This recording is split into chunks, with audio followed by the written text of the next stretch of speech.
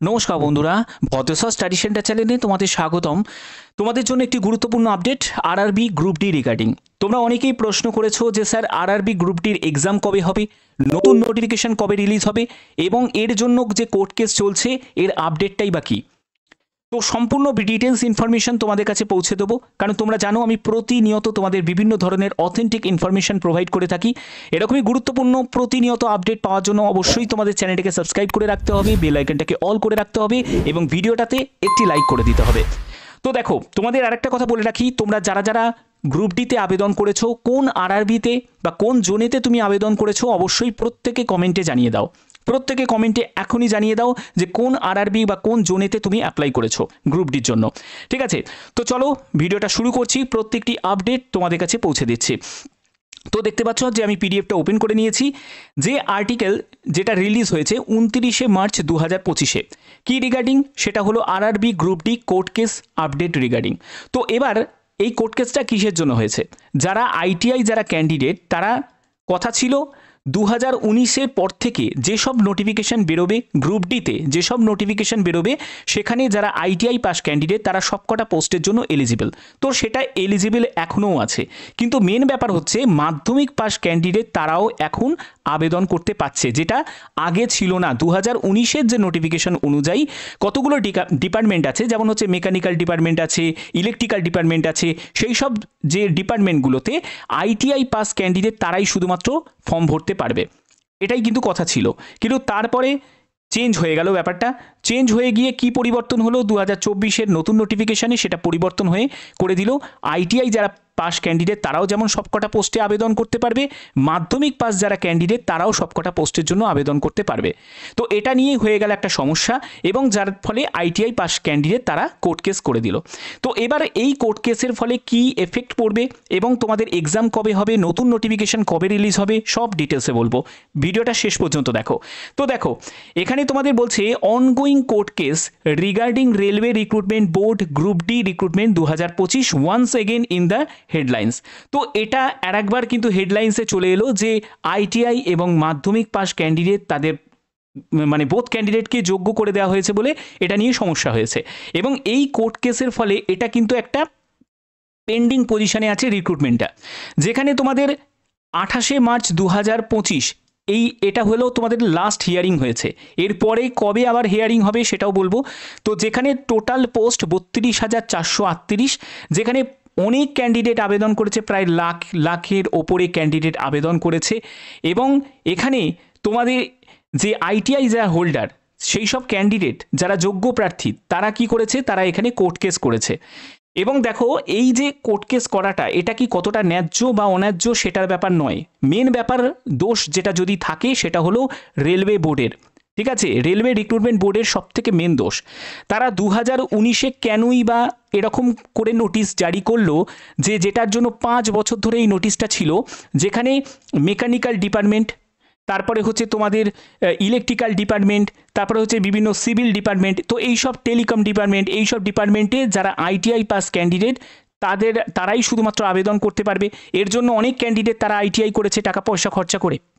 তো ভুলটা তো রেলেরই, ভুলটা তো যারা আইটিআই করেছে তাদের কোনো দোষ নেই। যারা মাধ্যমিকে বলছে যে আমরা মাধ্যমিক পাস করেছি আমরাও আবেদন করতে চাই, আমাদেরও অধিকার আছে আবেদন করার, তাদেরও কোনো দোষ নেই। মানে দোষটা যদি কারুর থাকে সেটা কিন্তু রেলওয়ে রিক্রুটমেন্ট বোর্ডেরই কিন্তু দোষ।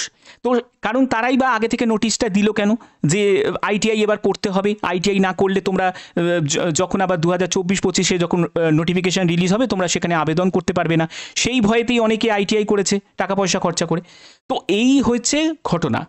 এবার দেখো, 6ই মার্চ 2025 দিল্লি হাইকোর্টে এটা কিন্তু টেম্পোরারি স্টে রিক্রুটমেন্ট প্রসেস, সেখানে কিন্তু জানিয়ে দেওয়া হয়েছে যে এখন নতুন করে কোনো নিউ নোটিফিকেশান রিলিজ করা যাবে না যতক্ষণ না এই কোর্ট কেসের একটা সমাধান বেরোয়। ঠিক আছে, এবং এক্সাম ডেটও কিন্তু জারি করা যাবে না।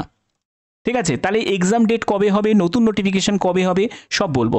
তো দেখো, এর পরবর্তী আর কি কি দেখা যাচ্ছে, এর পরবর্তী বলছে যে also the official decision of hearing held 28শে March 2025 has not been made public ইয়ার।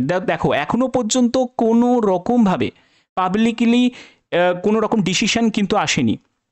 ঠিক আছে, নেক্সট হিয়ারিং যখন হবে তখন হয়তো আমরা আশা করতে পারি যে একটা সমাধান হয়তো এর বেরোবে। ঠিক আছে, দেখো, এবং তোমাদের অফিসিয়াল ওয়েবসাইট আরআরবি যে অফিসিয়াল ওয়েবসাইট, সেখান থেকে যে রিজিওনাল আরআরবি আছে সেই পোর্টালে তোমরা কিন্তু এর আপডেটটা পেয়ে যাবে। তোমাদের একদম নোটিশ জারি করে দেবে যে কি সিদ্ধান্ত এলো। ঠিক আছে, সেই ব্যাপারে একটা আপডেট চলে আসবে। এছাড়া তোমরা চ্যানেলটাকে নিশ্চয়ই সাবস্ক্রাইব করে রেখেছো, যারা যারা করোনি তারা এখনই করে নাও, কারণ এই চ্যানেলেও আমি কিন্তু তোমাদের সেই আপডেটটা দিয়ে দেবো, যা আপডেট আসবে সেই আপডেটটা তোমাদের দিয়ে দেবো। ঠিক আছে, এবার মেন ব্যাপার এইখান থেকে আমরা একটু এগিয়ে গিয়ে দেখি যে পরবর্তী তোমাদের হিয়ারিং ডেট কবে। 26শে মে 2025, অর্থাৎ এই যে নেক্সট হিয়ারিং, এই ডেটটা কিন্তু অনেকটা টেনে গেল, অনেকটা দেরি হয়ে গেল, এতটাই দেরি হয়ে গেল যে 26শে মে 2025 পর্যন্ত এর কোনো এক্সাম হওয়ারও কোনো সম্ভাবনা নেই, নতুন নোটিফিকেশান বেরোনোর তো কোনো সম্ভাবনা নেইও। ঠিক আছে, তাহলে কি হতে চলেছে, তাহলে তার পরবর্তী স্টেপে কি হতে চলেছে আমরা জানবো। দেখো, এটা হলো তোমাদের annual calendar for RRB recruitment. And RRB রিক্রুটমেন্টের যে অ্যানুয়াল ক্যালেন্ডার যেখানে জারি হয়েছিল 2024-এ জারি হয়েছিল, সেখানে লেভেল 1-এর, দেখো লেভেল 1-এর জন্য কি বলেছিল, অক্টোবর থেকে ডিসেম্বরের নতুন নোটিফিকেশান রিলিজ হবে। ঠিক আছে, এবার নতুন নোটিফিকেশান রিলিজ হওয়ার আগে কি করতে হবে, কোর্ট কেস যেটা চলছে, অর্থাৎ কেসটা সলভ হতে হবে, কেসের যে প্রবলেমটা যেটা আছে সেটা সলভ হতে হবে, একটা সমাধান সূত্র বেরিয়ে আসতে হবে। তো এবার তার আগে তোমাদের কি হবে, সেটা হলো তোমাদের ডেট জারি হবে, এক্সামের ডেট। কারণ নতুন এক্সামের ডেট যতক্ষণ না তোমাদের জারি হবে তার আগে কিন্তু এটা সম্ভবই নয়। 28শে মে তোমাদের নেক্সট হিয়ারিং হচ্ছে, 26শে মে হচ্ছে তোমাদের নেক্সট হিয়ারিং। ওকে, 26শে মে হচ্ছে নেক্সট হিয়ারিং। 26শে মে তোমাদের হওয়ার পরে সেই তোমাদের হিয়ারিংটা কমপ্লিট হবে, সেটা ইমপ্লিমেন্ট হবে, অর্থাৎ এখানে জুন চলে যাবে, জুলাই চলে যাবে, জুন জুলাইয়ে কোনো সম্ভাবনা নেই, তাহলে পড়ে আছে কি আগস্ট মাস। আগস্ট মাসের দিকে তোমাদের স্ট্যাটাস তোমরা জারি হবে। ঠিক আছে, সব কিছু স্ক্রুটিনি হবে, স্ট্যাটাস জারি হবে, তারপরে সেগুলো সম্পূর্ণ করতে একেবারে তোমরা এটা ধরে রাখতে পারো সেপ্টেম্বর মাস নাগাদ, সেপ্টেম্বর 2025 যদি সব মানে পজিটিভলিভাবে যদি এগোয়, তাহলে সেপ্টেম্বর 2025-এ যদি মে মাসের 26শে মে 2025-এ যদি এই যে নেক্সট হিয়ারিং আছে সেখানে যদি একটা সমাধান সূত্র বেরিয়ে আসে, তাহলেই কিন্তু তোমাদের সেপ্টেম্বর 2025-এ গ্রুপ ডির এক্সাম হওয়ার কিন্তু সম্ভাবনা রয়েছে। ঠিক আছে, আমি এটাই বলতে পারি, মানে তোমাদের সম্ভাবনা কিন্তু রয়েছে। এবার মেন হচ্ছে নতুন নোটিফিকেশান কবে রিলিজ হবে। দেখো, নিউ নোটিফিকেশানের ব্যাপারটা বলি, নিউ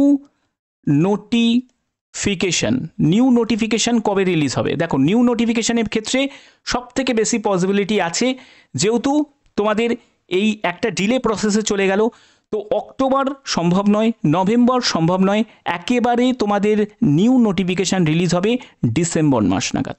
ঠিক আছে, ডিসেম্বর 2025-এ তোমাদের নিউ নোটিফিকেশান রিলিজ হবে, এবং সেখানে আইটিআই যারা ক্যান্ডিডেট তারা আবেদন করতে পারবে না, যারা গ্রুপ ডি পাস ক্যান্ডিডেট তারা আবেদন করতে পারবে, সেই ব্যাপারটা মানে সবকটা পোস্টে আবেদন করতে পারবে নাকি সেইটা যখন ফলাফলটা বেরোবে, মানে কোর্ট কেসের সমাধানটা যখন বেরোবে তখনই এটা বোঝা যাবে।